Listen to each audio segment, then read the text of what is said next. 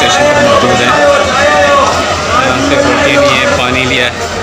अब ये इंशाल्लाह दोपहर का खाना खाएंगे और उम्मीद है कि ये ट्रेन तकरीबन आधा घंटा रुकेगी यहाँ पर। इसके बाद इंशाल्लाह ताला अगला स्टेशन साखबाद का ही होगा।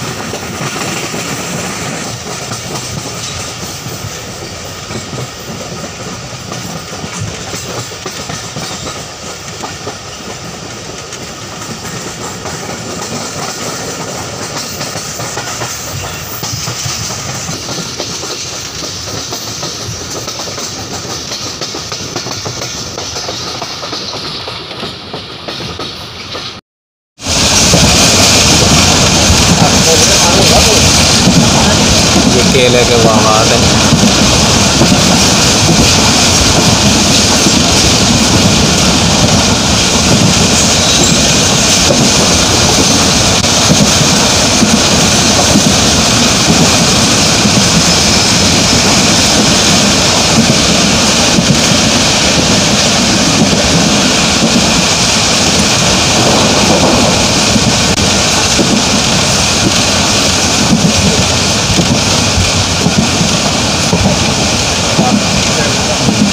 से केले के बागान